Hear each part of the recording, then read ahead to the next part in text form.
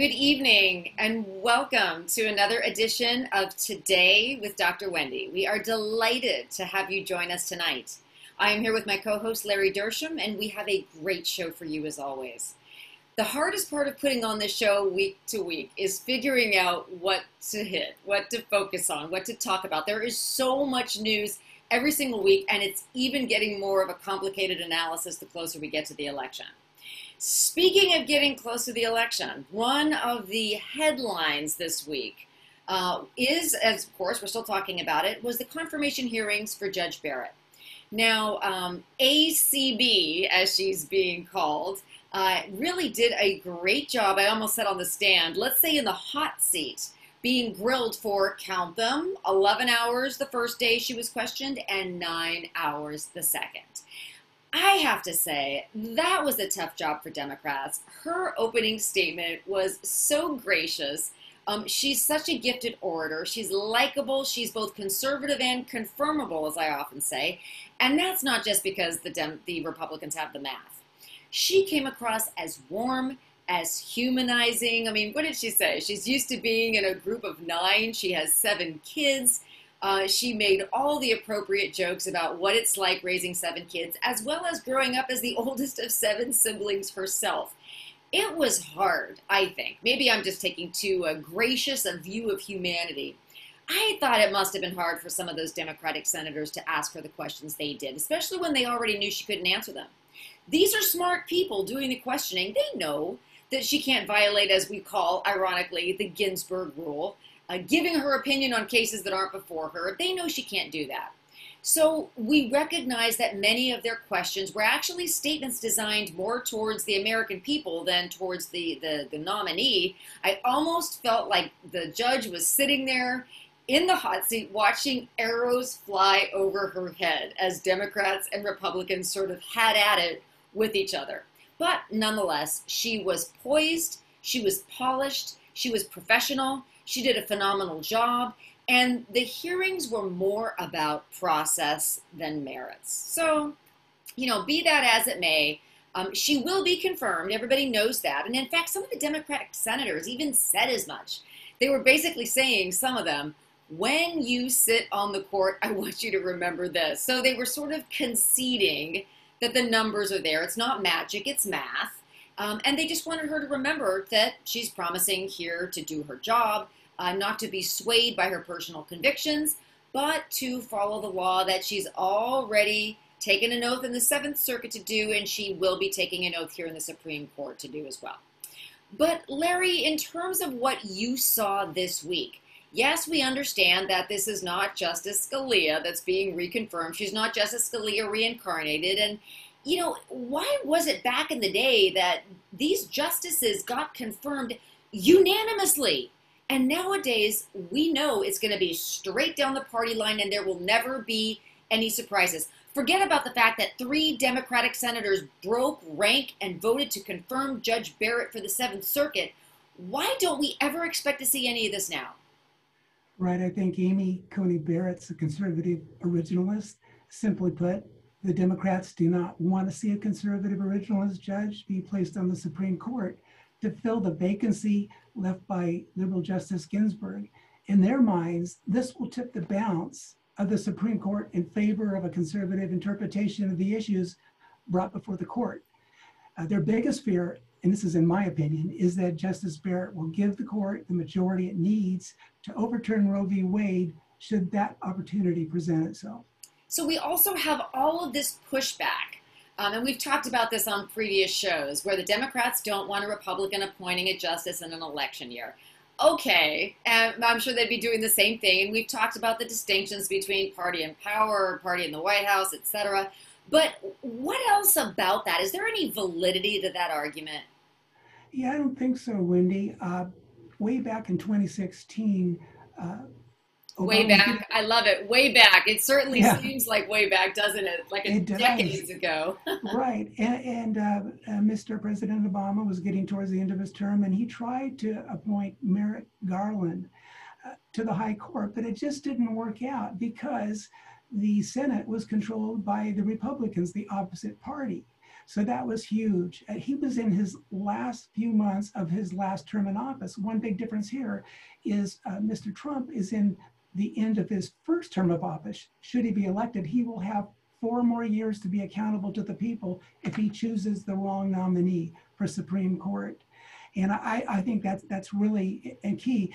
And in fact, you'd have to go back to President Grover Cleveland in 1888, and that's before my time, to find the last example of a Supreme Court nominee of the president being confirmed by the opposite party in an election year. Well, I like how you say it's before your time, Larry, because you're so good on history that it almost seems like you were there to witness all of these things that we talk about. Well, we have to talk about court packing. And one of the reasons this has come up so frequently recently is because think about this. If Judge Barrett, I should say when Judge Barrett is confirmed, which she will be because the numbers are there, when she's confirmed, it will be a 6-3 conservative majority. Now, I understand Chief Justice Roberts doesn't always vote with the conservative majority, but so what? So he doesn't. So then it's a 5-4 conservative majority. But this issue of court packing, I mean, this has become, it's actually been made a headline by Joe Biden's refusal to commit to what he's going to do if he's elected. So, I mean, what say you about the significance of this issue for the upcoming election? I say what the Democrats want, again, in my opinion, is to pack the court with justices who will implement their desired policies. Something the court has forbidden to do is to, actually make law. They're supposed to interpret law. But what's interesting, Wendy, is Article 3 of the Constitution doesn't set the number of justices for the Supreme Court. The last time Congress changed the number of Supreme Court justices was back in 1869. However, the Congress does have authority to change that number, and changing that number is considered by some to be one of the tools that Congress can use to rein in a president that they don't like. And just briefly, FDR tried to pack the court when the Supreme Court back in the 1930s was refusing to pass his New Deal legislation. Now, what's interesting about that is he threatened to, again, pack the court with as many as 15 new justices. And shortly after that, all of a sudden, the Supreme Court back in 1937 started to rule in favor of his New Deal legislation, and that's called a switch in time that saved 9. Yeah, I love that. And you know what, Larry, think about this as a practical matter. Academically, it's an interesting intellectual exercise, but what would that look like in real life? Think about this. So 9 justices now, Democrats add what, 3 more? Then Republicans regain power, they add 3 more. I mean, where would that end? Can you imagine? I mean, here we envision the 9 justices. 9's a great number, and I'm quoting the late Justice Ginsburg for that one. 8 is not a good number, right? Because you need to be at full steam. But 9 is doable. It's manageable. It is one of the things that's characterized the jurisprudence of the highest court in the land for what is that, 150 years? I know you weren't there in 1869 either, but that's a long time. And what I think is significant, you can tell me if you agree, and more importantly, what you think Joe and Kamala are going to do, but it's significant that in all that time, there's been different balances of power majority-wise, conservative versus liberal in Supreme Court, and it has never been changed. So there's a recognition, it seems, by both sides that you can't just continue to expand that number. I mean, that would be a slippery slope. And as lawyers, we hate slippery slopes. You wouldn't be able to decide when you have too much of a good thing in terms of justice as appointed for life to the highest court in the land. It was also interesting, think about this, justices appointed for life. I mean, I don't think that's engraved in stone. I mean, why is that? I mean, it could be a good thing because I think those people will say that because they're appointed to life, they can make tough decisions, not worried about being fired if the Congress doesn't like their tough decisions that should be based on the rule of law. Well, one other thing that you might want to weigh in on about being appointed for life is one of the reasons that Judge Barrett came under such fire, not her particular, remember I said the arrows were going right over her, but her nomination came under such criticism, is that 48 years old, she will literally be available to change the face of jurisprudence for years to come. And I don't know about you, but that was one of the reasons that I found her responses during the course of that hearing I would think that would be comforting to Democrats, that she was repeatedly stating that she had no intention of getting in there and being a judicial activist. Exactly. You know, one of the moments that I loved, and I didn't see this because we were driving on a trip, but I heard they said, "Show us your notes." And she lifted up a notepad, and there was not, I don't think, any writing on it. Yet she had such a grasp of the case law, of the statutory law. It was just, I thought that was a classic moment. I'm going to have to pull that up on YouTube because I did miss seeing that, but I heard about it. It's so amazing. You know, Larry, I saw it, and I can tell you, I have never seen anything quite like that in a hearing quite this important. She was reciting the facts of cases, whether it was a majority or a plurality opinion. I mean, she knew all those facts without looking at any notes, and that was something that senators knew as well, at least the Republican senators. So I just thought that was fantastic. So that is, we'll be talking about this confirmation hearing for a long time. It's easily going to be confirmed. But we are going to have a very special guest that's going to join us in a minute for the second half. And he's going to answer this question. Do you understand all the propositions on the ballot? If you said yes, you are in the minority. If you said no, you will want to hang with us until after the break, because our next guest is going to break down these propositions in a way that's understandable, that is digestible, and that will be reviewable for you when you get that ballot and decide to cast your vote. So stay with us. You are listening to Today with Dr. Wendy, and we will be back in a flash. Welcome back to Today with Dr. Wendy. We're delighted you've stayed on with us because you are going to be very glad you listened to our next guest. So here's why he is such an important voice today. You are going to get your ballot if you haven't already, and you're going to be faced with the usual candidates, right? We've got the presidential race, we've got local races, mayor, city council, all of the elected offices. But then you also have those propositions. Now, we know you've probably been just papered with mailers, with TV ads, with all sorts of paraphernalia that talks about these propositions from one side or the other. There are persuasive arguments on both sides, but what in the world do you do with all that information if you can even keep it straight what groups are for or against different propositions? But Larry, I understand that we have somebody here today who is going to help make sense of some of the legal jargon and really make it more understandable for the listeners. Yes, Wendy. I'd like to introduce to our audience Frank Kaser. Before retirement, Frank was a physicist in the Department of Defense Intelligence Community for over 35 years, and he was also a senior systems engineer with SAIC. As a Christian worldview political activist, he currently serves as the Director of Research, Content, and Curriculum for Wellverse Ministries, and he's also the founder and executive director of the Christian Citizenship Council that publishes what's called Kaser's Call, which has provided a biblical perspective on every California statewide proposition since 2002. That's a lot of work to do that. His most recent book is Christian Fratricide: Why Christians Continue to be Divided Politically. Welcome to the program, Frank.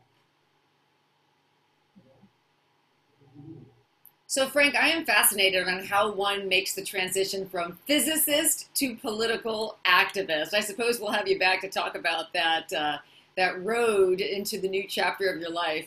But for purposes of today, I mean, we are sometimes baffled by the text of some of these propositions. And I know you've advised me before, text first. First read the text, and then you can go and enjoy some of the persuasive arguments on both sides. But the ones I want to talk to you about are really kind of business-minded propositions, 21 and 22. And I'll just start with 21, this whole issue of rent control. And if you could give us sort of just the very concise Cliff Notes version of what exactly this would do. I understand that 21 and 22 are about governmental interference to some extent, and whether people should be able to take the initiative and make their own decisions as to how they're going to do business. But in terms of 21, what would you really say is the essence of that proposition for our listeners?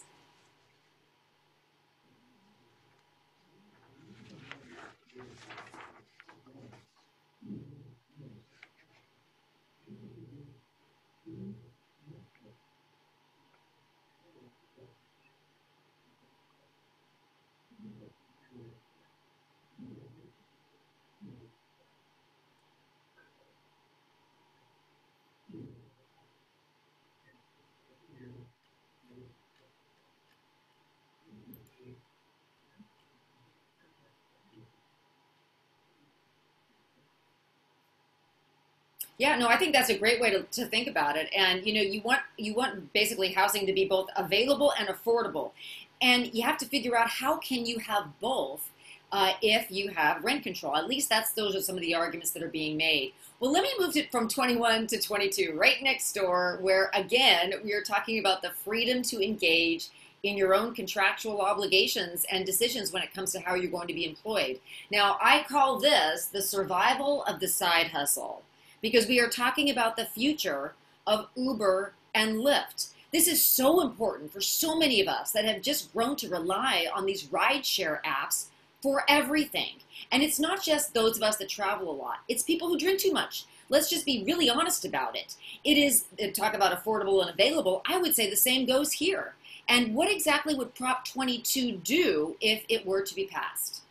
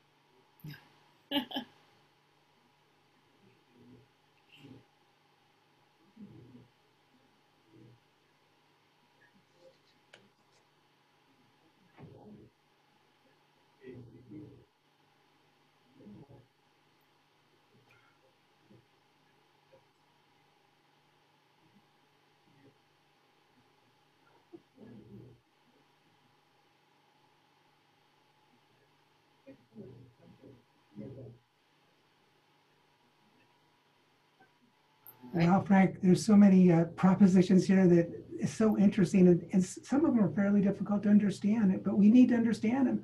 So I have a curiosity about Prop 15, and I understand supporters of Prop 15 are trying to chip away at Prop 13, which is now enshrined in our state constitution that places limits on how much counties in California can raise property taxes, but they're doing it kind of a tricky way, right? Is that actually endangering Prop 13, this new Prop 15? Yes.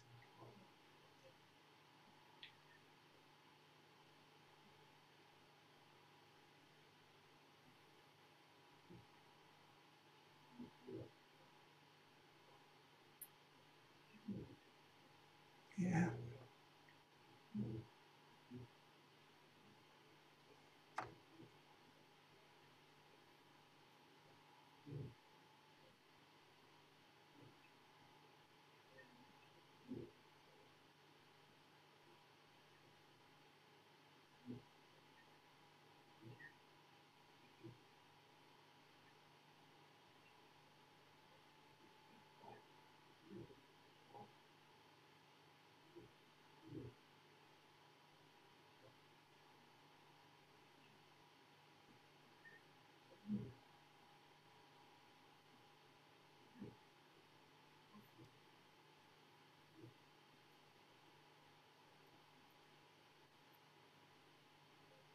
Exactly.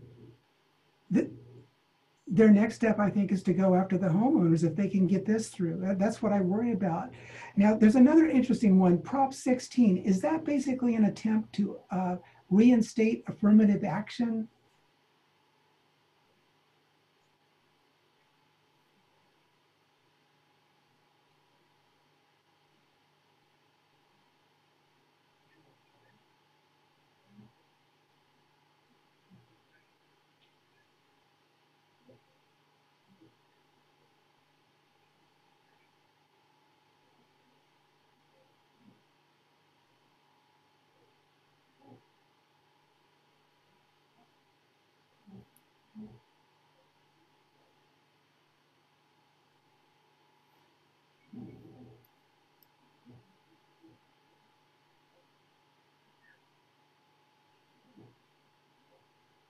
100%. I agree. Wow. You And know, then, one of the go ahead, things that Wendy. really characterizes your advice in terms of all the propositions is you've really made clear that you, because you're an expert on these things, you make sure you understand that text first. You know, it's kind of like we've been talking about with confirmation hearings, originalist, textualist. You want to look at what does the proposition say? Sadly, or maybe not sadly, I suppose it depends on who you talk to, but lawyers on both sides of any proposition can make wonderful arguments that make the proposition sound good to one side or the other. That's their jobs. But if people really want to understand, especially these propositions when it comes to governmental interference, some propositions are very easy to understand, and it's hard to make arguments that make them sound any different than they look on paper.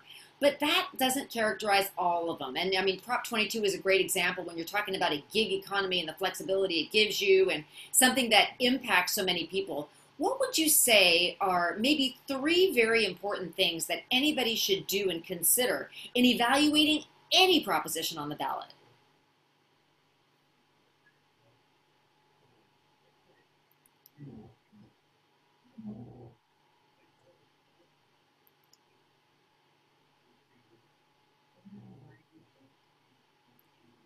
Wow. Wow.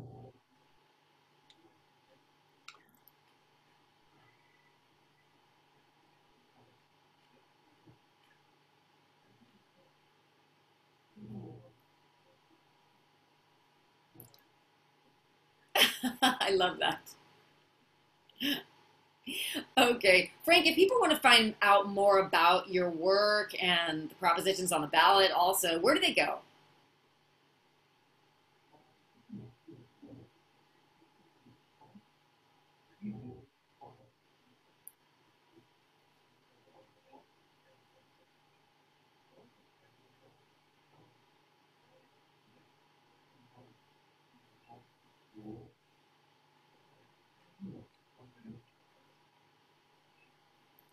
I think that's just great. You know, the most important thing I think people get out of some of these discussions that we're having is how important it is to vote. You know, regardless of how you vote, just the process, being engaged in engaging your civic duty, going to, and I say going to because I know so many people, Larry and Frank, that actually love participating live in the process and do not for a second intend to mail in the ballot. Now, I know some people are in states where that's the norm, but it's really a process that many people hold near and dear to their hearts. And I'm really glad that you've explained how to approach some of these propositions because it's just that important. But anyway, thank you so much for joining us tonight. Have a wonderful, safe weekend. Join us next Saturday at 6 p.m. for another episode of Today with Dr. Wendy, Headlines with a Silver Lining. God bless you. Have a great week.